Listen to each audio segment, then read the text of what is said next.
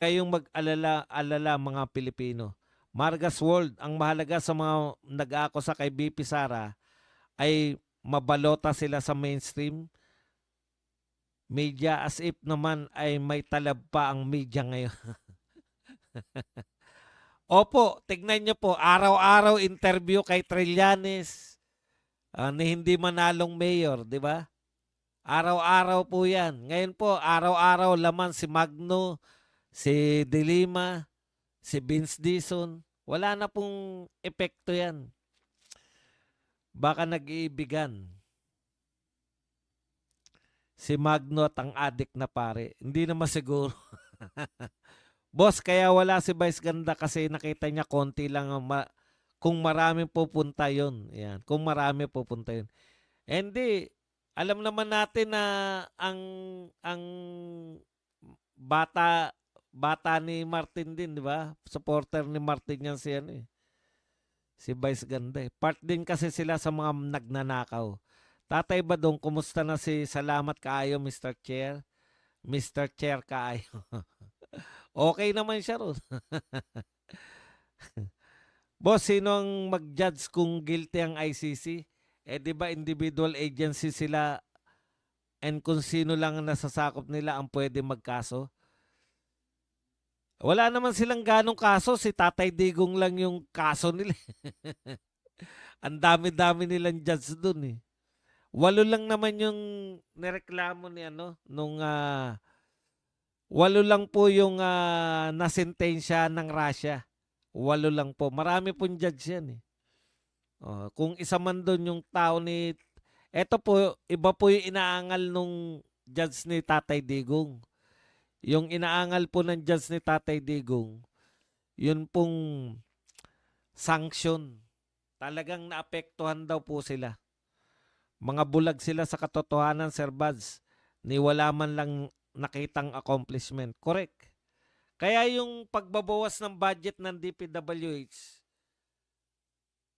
kung hindi rin nabawasan yan, tinanggal lang yung flood control. Wala lang flood control. Pero, farm to market naman. Eh, nakita na nga natin, ganun din yung farm to market eh, di ba? Mga bulag sila sa katotohanan. Sir Buds, ni wala man lang nakitang accomplishment. Kuya Buds, kaya pala nagkaubusan ng kokong ban sa National Bookstore dahil kay Shelo Magno. Tama ka. Pinakyaw nila yung mga kokong ban. Hindi lang po sa National Bookstore. Pati po mga kokong ban sa Alimars, sa Goodwill, sa Rex. Parang nawalan na ng kalaban yung National Bookstore, no? Sila na lang, no? Nakapag-abono na kasi. Yung mga contractors, kaya kailangan nilang ibalik yung inalis nilang budget ng DPWH. Correct. Kuya Buds, kaya pala nagkaubusan ng kokong ban. Yan. Tatay Badong, may nagpapakalat silang balita, dapat palit ulo lang daw si Bato sa ICC. Hindi po ubra yun. Hindi po ubra yung mga ganong balita. Good PM, Boss Buds, Sunday Escolano. Tess Renon, hello Boss Buds, done like na. Yan. Tatay Bad, si Vice Ganda, magnanakaw din niya. Magnanakaw ng lakas. Shoutout from Davao City, Siak 24. Cute cat. Boss, grabe ka naman sa no choice na lang kay BP Sara. Hindi po yun yung ibig sabihin ko na no choice na lang. No choice po dahil no choice po sila kung sila ay anti-corruption. Si BP Sara lang po ang tunay na, o mga Duterte lang po yung tunay na anti-corruption. Pagka tinwist-twist nyo po yung mga salita ko, makakahanap talaga kayo na ikagagalit. Pero kung uunawain nyo po, no choice ang mga tao kung kayo po ay anti-corruption. BP Sara lang po ang iboboto nyo dahil siya lang po ang tunay. Ngayon, kung nakita nyo pa yun na mali, talagang hinahanapan nyo lang ako na mali. Ganun lang po yun. Huwag na tayo maglokohan pa.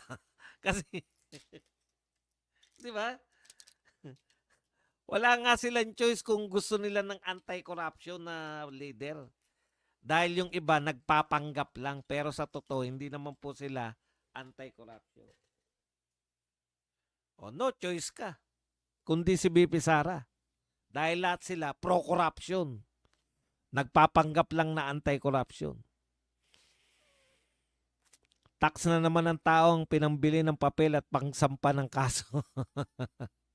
Tatay Badong, yung mga bagong tatak na t-shirt, kailan mo ititinda sa TikTok? Wala. Hindi na po ako magtitinda nun. Yung para lang hindi pare-pareho yung suot ko. Alam ba ng abogado na walang power ang ombudsman kay BP Sara? Kung alam nila bakit pa rin sila nila kinasuhan. Propaganda. Propaganda po nila yan. Hindi naman, pwede naman magkaso pero hindi pwedeng litisin. Priority muna bago nyo litisin. Priority na impeach muna siya. Ano ba sa tingin nyo yung isang truck na papel? Di ba? Propaganda lang yun. Manong Badong andaan niya mga madamag like Dan. You three. Boss Buds, style ng mga pink dilawan yan, kakasuhan ka pero gusto nila ikaw magbigay ng ebidensya. Parang yung Trillanes noon kay Pulong, baka gusto rin nilang makita kung may mafia tato si BP. Kaya nga eh. Di ba? Boss, sabi ni Boeing, ito naman tayo sa Kenneth Tobias. Dito naman tayo sa Bandaratlis. Sabi ni Boeing, December 11, madami na raw makakasuhan. Lagi na lang budol si Boeing. Oh, December 16 na po. Hindi, wala na silang interest dahil ang interest na nila tutok na kay BP Sara. Kaso, semplang na naman. Back to the drawing boards na naman sila. Ang bukang bibig nila lagi ni Vince ay ayon sa Pangulo. Gusto ng Pangulo, direkta ng Pangulo. Ginagawang panangga sa House, sa Senate at sa media. Paramihan sila ni Auntie Claire sa Pangulo. Boss, nabasa mo ba? Pinakamalaki daw ang Pilipinas ng remittance ang Pilipinas sa ICC. Malapit-lapit na talagang sentensya ni Ngagba. Boss Buds, bakit pag sundalo positive sa drugs tanggal agad? Pero bakit ngayon pinakamataas pa na tungkulin hindi nila mapag-drug test? Yun nga po eh, di ba? Kaya mula po sa pinakataas hanggang sa pinakababa eh. Bongbong Marcos, pinaka-hoods, mastermind sa flood control. Pero grabe talaga si BP sa dami ng kalaan, pero kayang-kaya. Ang taong nagpapakumbaba ay tinataas ng Diyos. Ano kaya energy drink niya? Vince Tokis, Lenny Utz, BBM Bangag, Delima Saba, maboboka, bulaklak na salita, walang katotoran. Ganyan ang ginawa nila noon kay Jejo Marbinay, diversionary tactics. Nagawa nila kay Binay na siraan eh. Naku, si Binay noon talagang pakilala kay Binay. The next President of the Republic of the Philippines. Ang dami niyan ay isang truck na papel. May mga nakasulat ba yun o wala pa. Si Pacquiao nag-advance, bumili kayo maraming kopomban. Ganyan na ganyan si Pacquiao, di ba? Kaya lang dito ngayon wala yata ng bibis to eh. Boss Buzz, dapat kumain ng prek-prek na baboy. Si Vince Dizon nabubulol kapag nagsasalita. Nasobra na nga sa kakakain yun kaya wala nang tigil eh. Kadadakdak eh. Baka meron na rito. Addictive Amar. Mr. Aratilis, kung tirahin mo kalaban, pero wag ka magsalita on behalf of Sara. Napapahamak. Di ikaw na magsalita. Para kay Sara, hindi po ako spokesperson ni Sara Duterte. Ngayon, kung galit ka sa akin dahil pinagtatanggol ko si Sara Duterte, ano magagawa ko? Makasara ka pala tapos ayaw mong ipagtanggol ko si Sara Duterte. O edi sige na. Ikaw na bida. Asan ba vlog mo na makanood naman yung mga tao? Ang hirap i-please no? Pagtanggol mo na si Sara, huwag ka magsalita para kay Sara Duterte. Never ko pong claim. Never po ako nag-claim na ako po ay spokesperson ni Sara Duterte. Pero kiniklaim ko po na pinagtatanggol ko yung mga Duterte. Ako po ay Duterte supporter. Ngayon, kung may problema kayo doon na Duterte supporter ako, wala akong pakialam.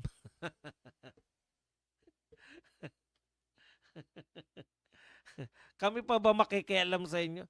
Ano naman kung hindi po ako nagke-claim na ako po ay tagapagsalita ni Sara Duterte. Oh. Tapos sasabihin mo ako, wag mo Sara Duterte. Ikaw ba tagapagsalita? Bakit mo ako pinipigilan? Wala pong Duterte na nagpipigil. Nag-aaway-away nga yung mga Duterte supporters eh. Pare-pareho silang pinakikisamahan ni BP Sara eh. Yung mga magkakaaway eh. Oh. Kaaway ni yung isang taga ron sa Netherlands, kaaway sila Harry Roque. Pinakikisamahan din ni BP Sara. Huwag mo kong sabihan na bawal kong gamitin. Anong pinagsabi mo na? O tapos ngayon nagre-retract ka. Nang sinasabi mo, bakit mo ni-retract? Wala akong pakialam sa iyo. Kung ikaw follower ka ni Sara Duterte at galit ka sa akin, di mamatay ka sa galit. Nak ng tinapay.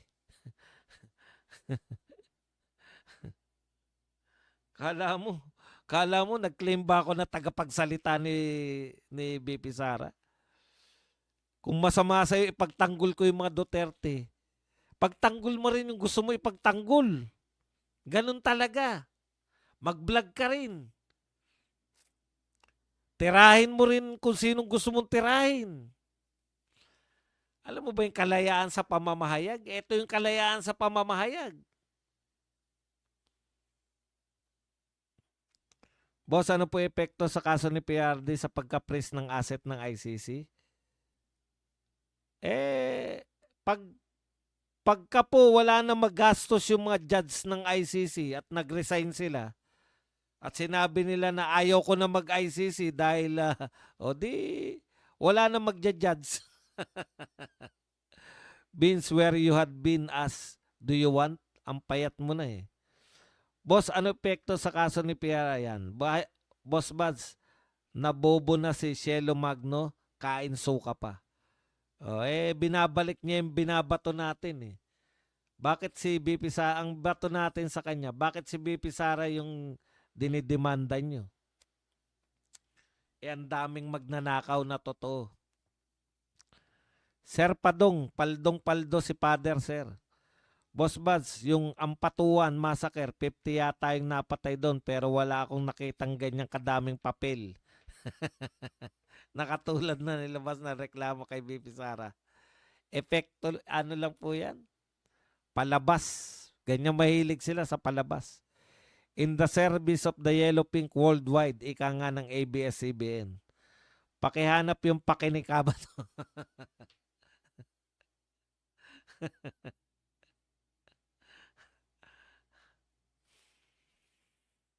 Ituro nyo sa akin kung saan may nagbebenta ng pake para magkaroon ako ng pake sa inyo.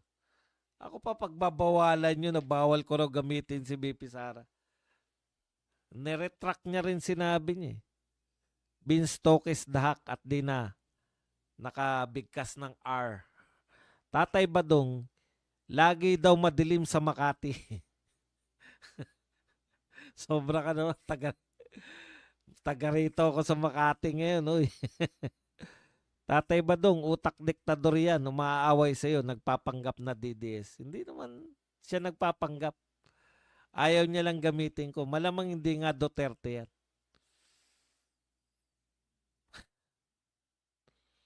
Ipagtanggol niya si Tanggol. Tatay Badong, utak yan. Boss, sinagot ni BP yung mga nag-file ng Tagalog. Duda niya 50 reams na bond paper yon at nagsisikap sila magtanim ng milyong puno to produce papers. Tapos yung iba daw nag-aaksaya lang. Mahiya naman kayo sa mga environmentalist. Tanim ng puno tapos inaaksayan nyo lang yung mga puno natin. Hindi nila alam yun. Galing sa puno yung mga papel. Inggit lang yun sa'yo kasi marami kang viewers. Tatay Badong, kumusta na si Bohong at Arn Flavio? Wala na eh. Wala nang pumapansin.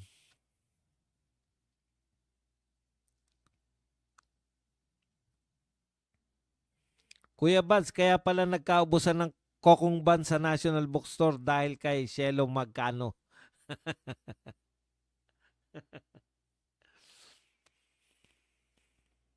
Kita nyo, dilawan din naman si Rowena Guanzon, di ba? Bakit tayo natutuwa sa kanya? Binabanatan niya yung dapat banatan eh.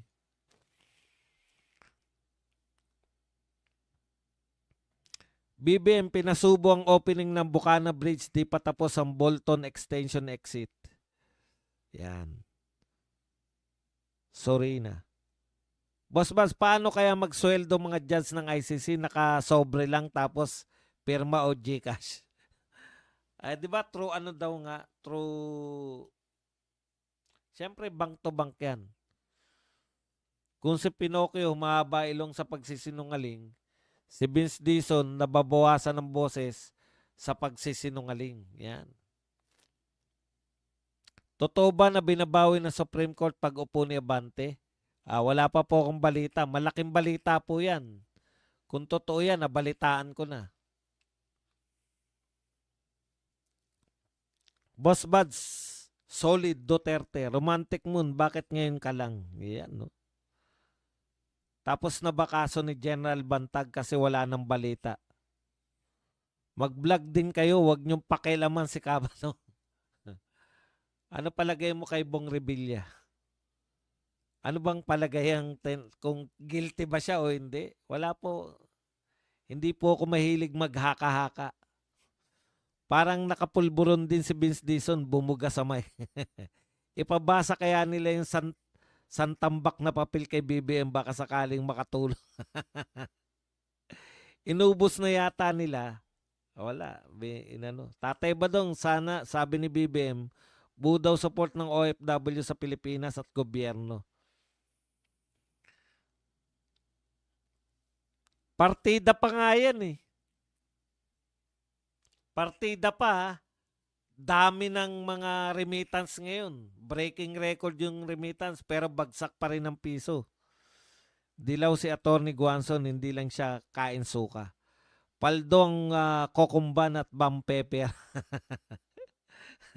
Tinama pa eh. No? Ano kokumban pinagsasabi mo? Hindi kokumban tawag dyan. Ano? Bam pepper.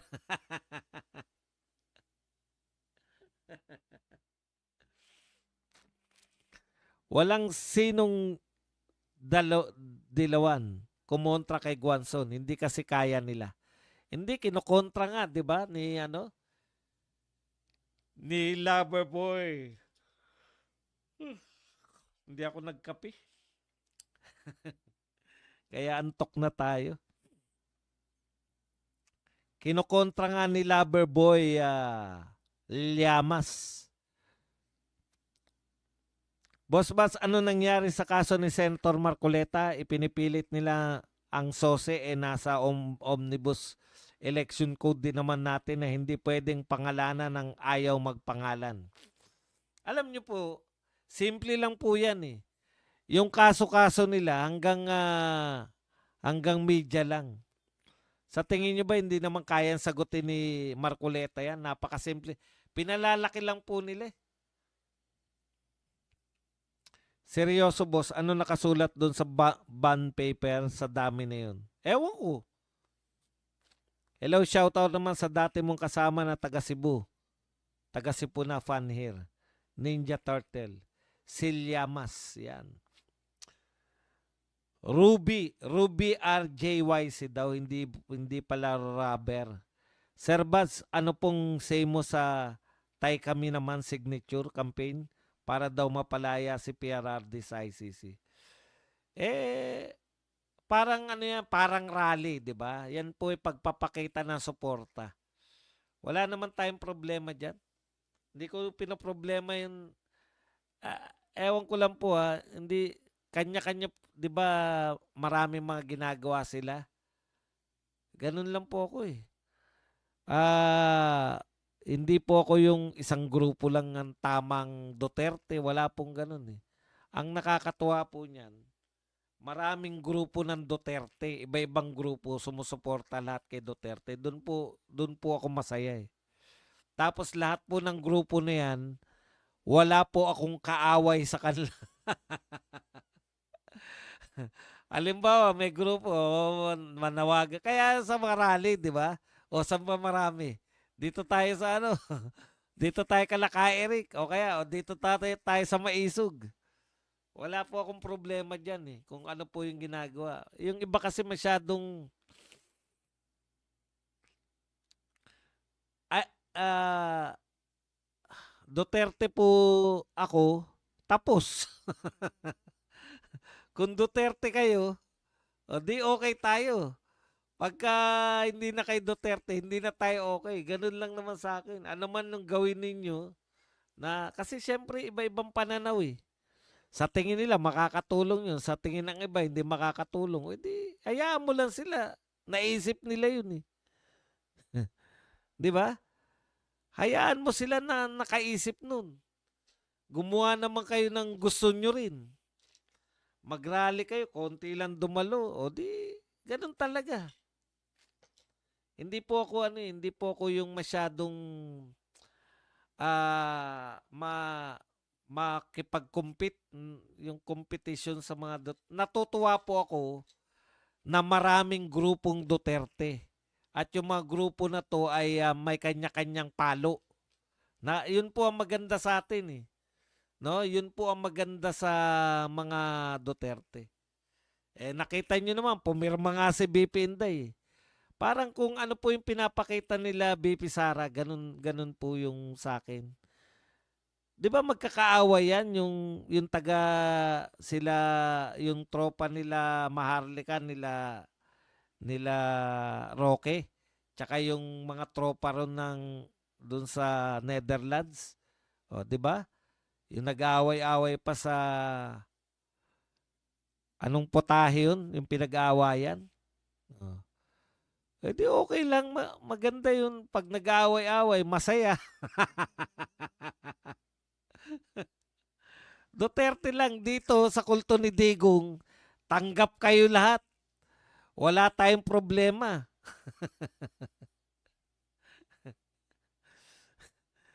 Alam niyo, tignan niyo, ugatin niyo yung mga, kung ano po yung mga problema nila. Ugatin niyo po. 'Di ba? Kantsawan sa paghingi ng pondo o kung ano pa man. Bintangan na masyado na po ako sigurong matanda pa. Masyado akong masayahin para mamoblema sa mga ganyan. Kung si BP Sara nga, pumirma eh. Sasabihin nyo ba mali yung ginawa? Ganun lang po yun. Kaibigan ko po yung iba't iba. Yung iba may kaibigan ako, yung iba hindi ako kilala. Kadalasan hindi nila ako kilala. Pero okay lang, walang problema. Ano pa rin tayo. Okay naman yan si Guanzon kung tumakbo pagka-senator. Nga lang, may maintenance. Sayang gamot. Paminsan-minsan may bad trip din siya. Boss Badong, dito daw nakatambay sa Pilipinas before incident yung shooter sa Australia.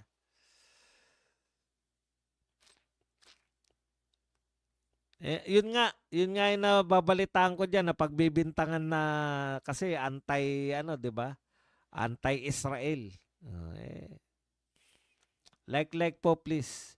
Dito sa atin welcome lahat. Ano man kayo. Maisog man kayo. Ano bang grupo nyo? Banateros, Maharlikans, Bisdakeros. Lahat dito.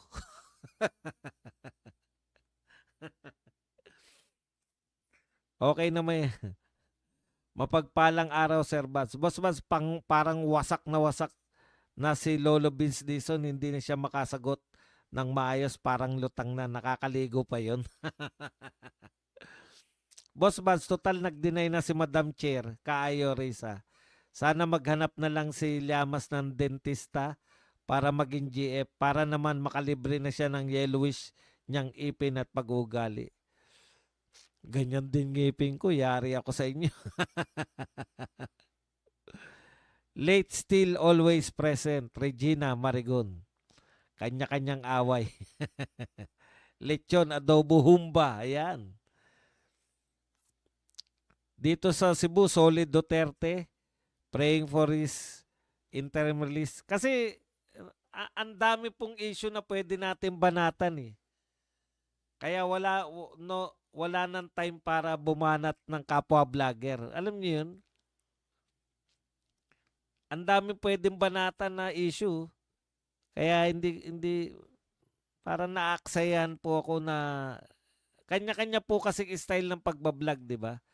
Siguro doon na ano nila, na pepperset nila na sila yung pinakapuro, pinakatamang Duterte group, pinakaswabe, ganun, pinakasikat. Kung may contest na ganun, talo na tayo. Mga kulto ni Digong, tayo po ang pinakadukha, pinaka pinakabarubal, kanya-kanyang away.